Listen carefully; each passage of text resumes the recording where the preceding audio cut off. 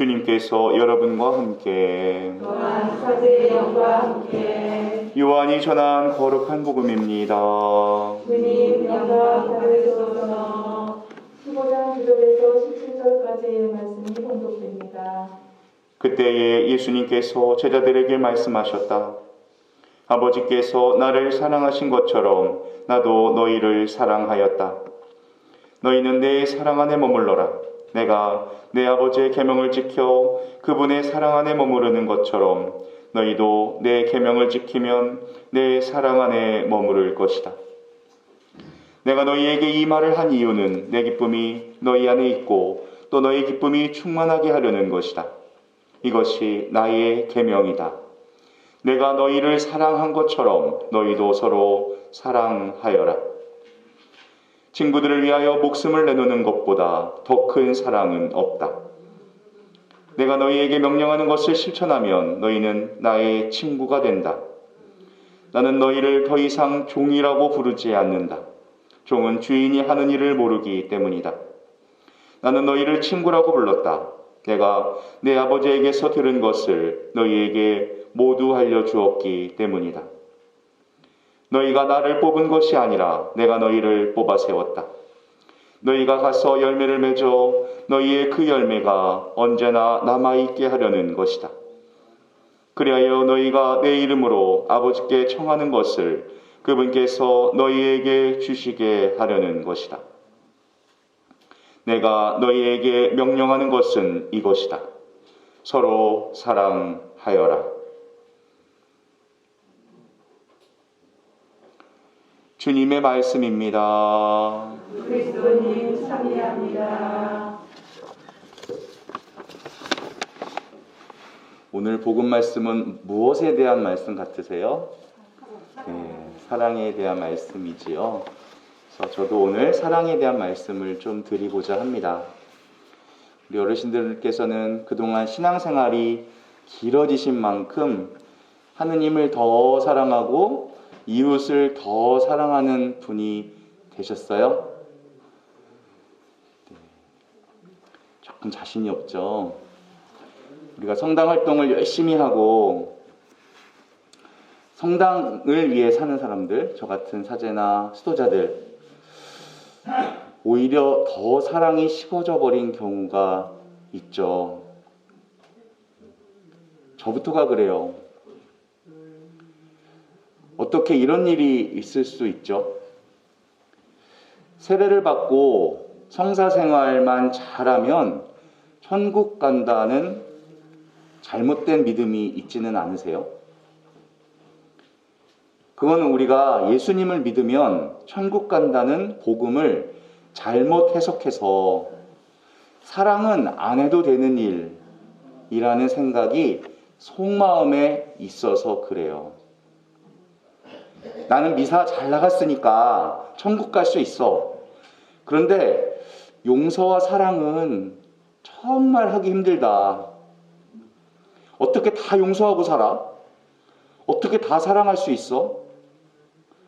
그래. 열심히 노력하려는 그런 뜻이겠지. 물론 천국 갈 때 사랑 못한 것에 대해서는 혼 조금 날 수 있겠지. 그래도 연옥까지는 안 갈 거야. 라는 생각을 할 수도 있어요. 이런 속마음이 우리에게 있어요. 어느 누구도 그렇게 가르치진 않았습니다. 사랑 안 해도, 용서 안 해도 괜찮아. 성사생활 잘하면 천국 간다고 그렇게 강론하는 신부들 만나본 적 있으세요? 그렇게 상담해주는 우리 수도자분들 만나보신 적 없으시죠? 그런데 왜 이렇게 생각을 할까요, 우리는? 그거는 그렇게 복음을 전하고 그렇게 면담을 해주셨던 분들부터가 그렇게 잘 싸우네. 하느님에 대한 사랑 이야기를 듣는 것보다 서로 누구누구는 사이가 안 좋고 누구누구는 어제끝도 싸웠고 이런 이야기를 더 많이 듣네. 안 되죠. 그러니까 그렇게 해도 되는 줄로 생각하는 거예요. 저렇게 좀 싸워도 천국 가는 데는 문제가 없는 모양이구나. 그래서 누가 밉고 누가 용서가 안 돼. 그것 자체에 대한 마음에 괴로움이 없어요. 다 그렇게 하고 사는 걸 뭐. 분명히 예수님께서는 우리에게 한 가지 계명을 주시겠다고 했어요. 그러니 그 계명이 얼마나 클 걸까요? 이것이 나의 계명이다. 내가 너희를 사랑한 것처럼 너희도 서로 사랑하여라. 이런 말씀을 우리가 듣고도 사랑이 안 되는 문제에 대해서 그렇게 마음이 힘들질 않아요. 사랑하지 못하는 것은요, 정말 심각한 문제예요. 요한묵시록 2장을 보면 에페소 교회에 대해 주님께서 책망을 하시는데 무시무시한 말씀을 하세요. 등잔대를 그 자리에서 치워버리겠대요. 이 표현은 묵시문학에서 너희는 더 이상 나의 백성이 아니다, 이 뜻이에요. 이것보다 무서운 말씀은 없어요. 무엇 때문에 이런 책망을 받았을까? 2장 4절에 나와요. 너는 처음에 지녔던 사랑을 저버린 것이다. 에페소 교회가 칭찬받을 일도 많이 했어요. 주님께서 인정하십니다. 나는 네가 한 일과 너의 노고와 인내를 알고 또 네가 악한 자들을 용납하지 못하는 것을 잘 안다. 너는 인내심이 있어서 내 이름 때문에 어려움을 겪으면서도 지치는 일이 없었다. 이렇게 훌륭한 일을 많이 했는데 사랑이 없으면 등잔대를 옮기시겠다는 거예요. 여러분, 어떻게 다 사랑하고 어떻게 다 용서하고 사나 이렇게 생각하시면 정말 안 됩니다. 정말 중요한 문제입니다. 예수님과 동행하면 예수님이 생명이 되신다고 하셨어요. 예수님의 열매가 맺어진다고 했어요. 예수님은 포도나무고 우리는 가지다.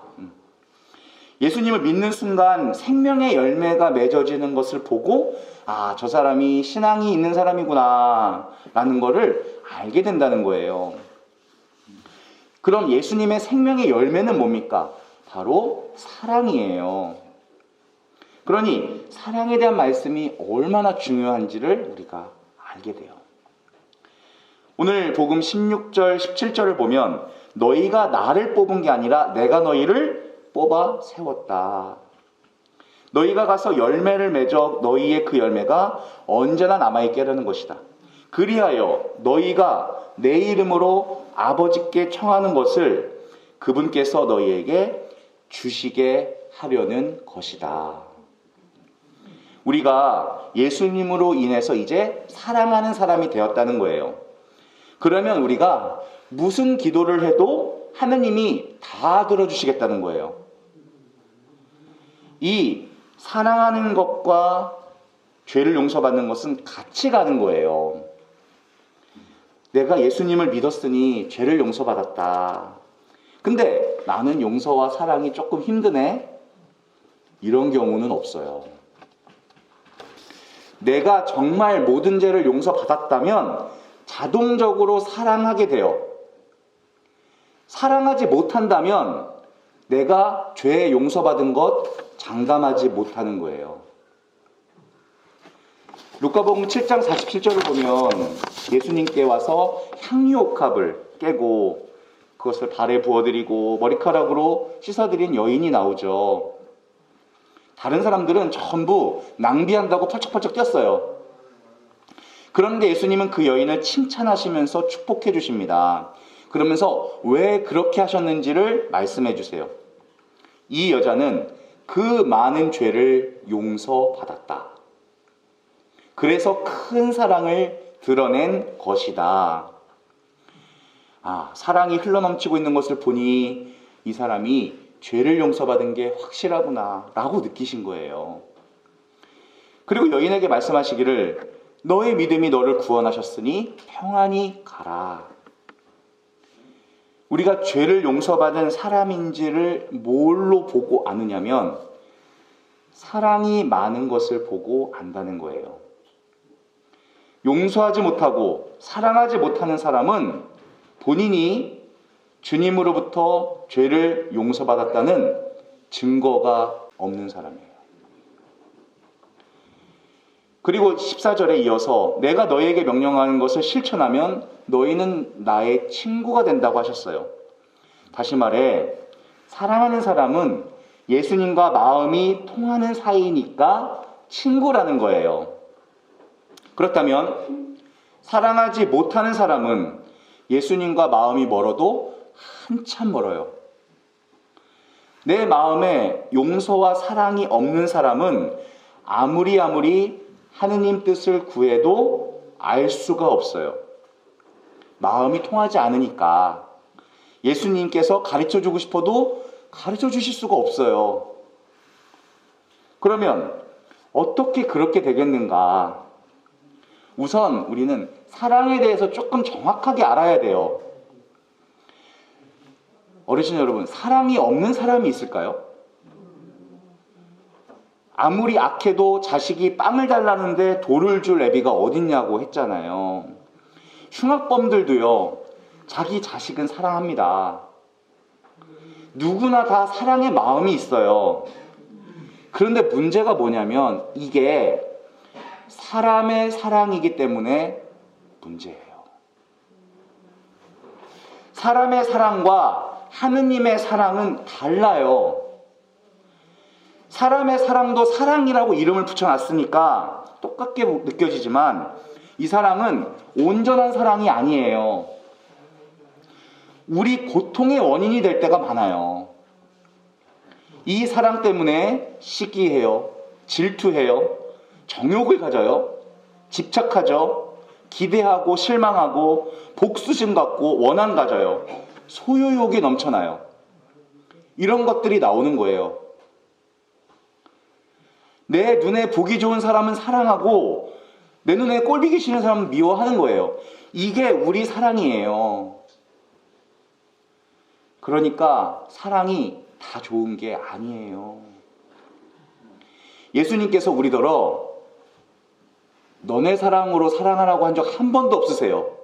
예수님이 뭐라고 하셨냐면요, 당신 사랑으로 사랑하라고 하셨어요. 내가 너희를 사랑한 것처럼 사랑하라고 하셨어요. 그래야만 예수님의 사랑의 열매가 맺어지는 거예요. 그러면 어떻게 예수님의 사랑으로 사랑할 수 있겠는가? 신부님, 정말 용서가 힘들어요. 정말 예수님의 사랑으로 사랑하기가 너무 힘드네요. 도무지 불가능하네요. 저는 당연해요. 우리가 사랑할 수가 없어요. 우리에게는 그런 능력이 없어요. 여러분, 용서가 안 되고 사랑이 안 되는 것 때문에, 그 자체 때문에 괴로워할 필요는 없어요. 그게 당연한 일이에요. 그럼 뭘 어떻게 하라는 거냐? 내 속에 사랑이 없다는 것을 솔직히 하느님께 인정하라는 거예요. 하느님, 진정 내 마음 안에 사랑이 없네요. 부부 사이에서도 그랬고, 내 자식을 위해서도 그랬고, 내 부모님을 향해서도 그랬고, 내 교우들, 내 공동체, 내 주변 사람들에게 모두 나는 이기적인 사랑만 했지 진짜 사랑을 한 적이 없네요. 하느님, 제 속에는 진짜 사랑이 하나도 없네요. 이걸 인정하는 거예요. 그래야만 예수님의 사랑으로 사랑할 수 있는 길이 시작돼요. 내가 할 수 있는 줄로 생각하는 동안에는 주님의 사랑이 그 안으로 흘러갈 수가 없어요. 하느님께서 아브라함에게 이삭을 주시기 전에 기다리셨어요. 언제까지 기다리셨냐면 아브라함의 부인 사라가 생리가 더 이상 안 되고 이제 더 이상 아기를 낳을 수 없을 때까지 기다리셨어요. 그리고 또 기다리셨어요. 언제까지냐면 아브라함도 이제는 더 이상 자식을 낳을 수 있는 몸이 아닐 때까지. 그래서 성경에는 죽은 자처럼 되었다고 표현했어요. 아브라함을. 성적인 힘이 완전히 사라졌어요. 그때까지 기다리셨어요. 그 다음에 이삭을 주십니다. 아브라함은 이삭이 하느님께로부터 왔다는 것을 너무 분명히 알았어요. 그러니까 바칠 수 있었던 거예요. 왜? 자기들은 아기를 낳을 수 있는 몸이 아니라는 것을 너무나 잘 알았기 때문에. 여러분, 사랑도 이것과 똑같은 거 아십니까?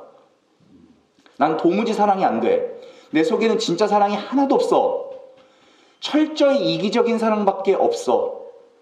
이거를 진짜 인정하고 난 다음에는, 그 다음에 내가 누군가를 조금이라도 사랑했다면 이거는 예수님이 사랑하신 거예요.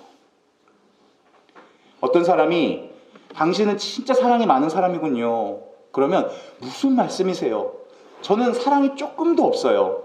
오직 다 예수님께서 하시는 거예요. 이런 고백이 그때부터 나올 수 있는 거예요. 오늘 복음에서 예수님은 우리더러 사랑하라고 말씀하시는 것 같지만, 사실 말씀을 다시 잘 읽어보시면 예수님의 사랑 안에 머무르라고 말씀하신 것을 알게 돼요.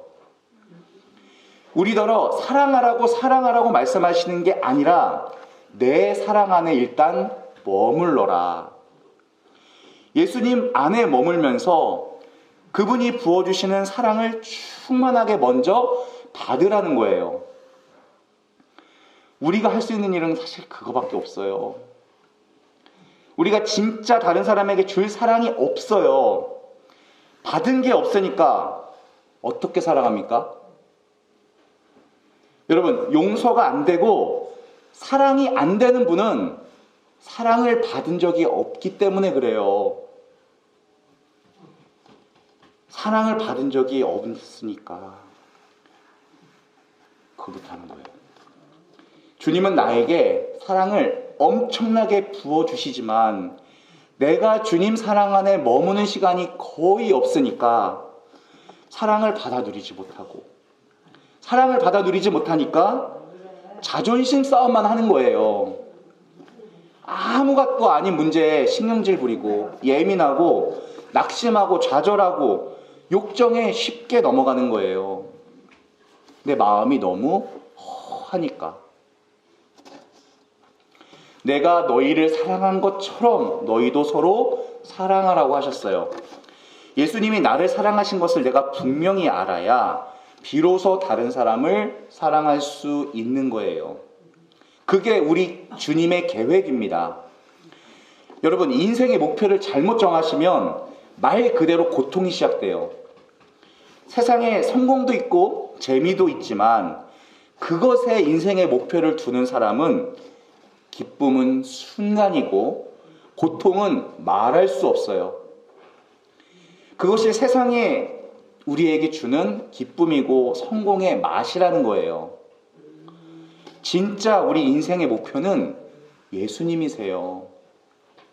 예수님이 우리 삶의 진정하고 유일한 목표예요. 예수님을 통해서 하나님 사랑을 진짜 누리게 되면 다른 건 다 필요 없어져요.